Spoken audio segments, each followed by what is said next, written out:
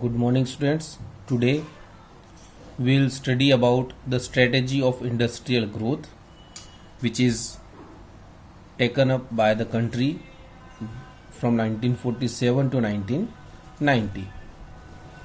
First, we'll study about the importance of industry. What is the importance of industry in the development of the country? Industry plays an important role in the context of growth. Industries plays an important role in the context of growth and development of a country. And this can be seen by the following points. Industries are the epicenter of economic growth. These are the epicenter, the center point of the economic growth. Economic growth can be done only if you have industries in your country and if your industries are growing. In this context, we should note the following points. We should understand the following points. It gives us a clear indication of how industries are the epicenter of economic growth. As GDP rises, there is a structural transformation in the economy. As the industry grows and the GDP rises, there is a structural transformation in the economy. The structure of economy changes. Industry starts replacing agriculture as the engine of growth. If you don't have industries in your country, the agriculture remains the engine of growth. The agricultural sector provides most of the jobs and they contribute more in GDP. But as you started developing your industries, then the agriculture industry replace agriculture as the engine of growth. Why? Because industry provide a wide range of goods. So the income of people rise. The rise in the demand for agricultural goods consequent upon the rise in the income always very modest, because the rise of demand for agricultural goods consequent upon a rise in the income is always modest. The demand of agricultural products always depends on the increase in the demand of industrial goods or the increase in the income. Why?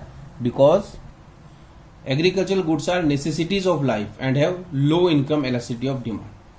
Because agricultural products are the necessities of life, so they do not have the income elasticity, and the industrial goods, they are not the necessities, they are used as a luxury, so they have the elasticity of demand.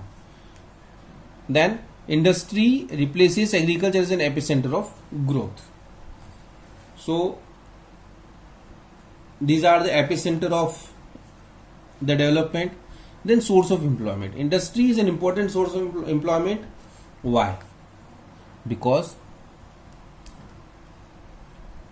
agriculture is always overburdened and the labor force is rising rapidly. We have, just like in the countries like India, we have a very big population and we don't have much land in our country. So agriculture, it is already overburdened. So in that case, if we have industries in the country, it can provide jobs to a lot of people.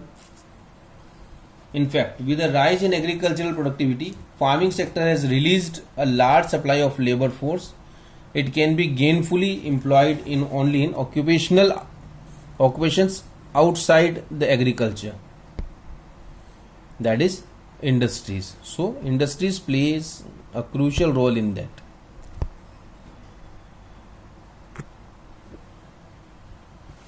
Then source of mechanized means of farming. The industry play a crucial role in the mechanization of farming.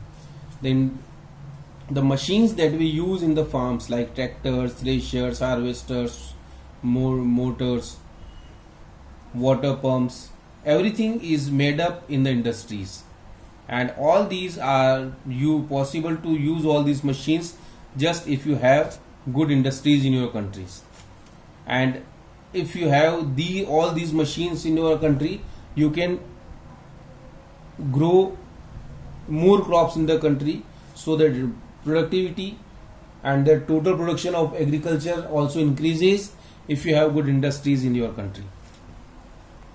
Imparts dynamism to growth process. Imparts dynamism to growth process. Industries impart the dynamism because the people who are working just for the survival when they are working in the agriculture, but as they started working with industries, it gives a new dimension to the human life, and the people now they don't earn for their food or for their survival. They started consuming the goods and the services, and it creates new opportunities for a lot of people, and this is how it gives a dynamism to growth process.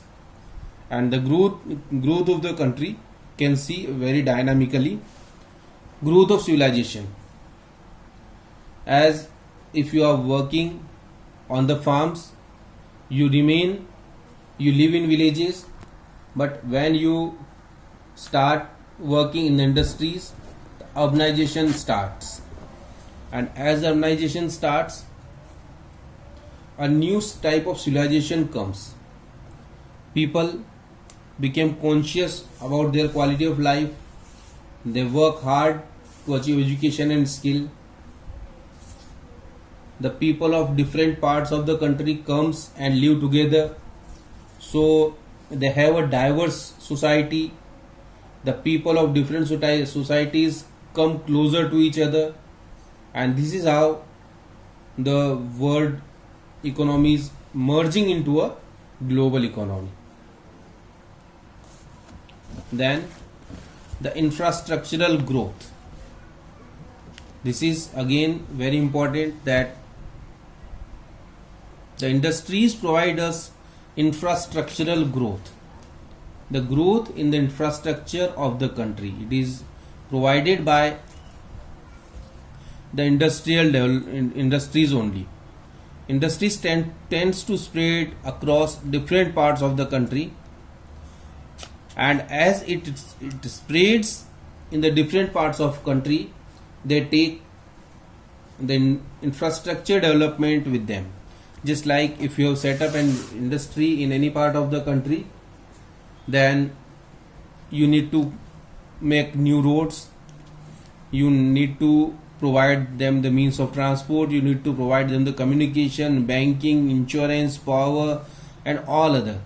So all these are the infrastructure, and if you providing the infrastructure to a country, that will be provided to the people who are in. If you are providing it to the industry, then you need to provide them to the people who are living there nearby the industry.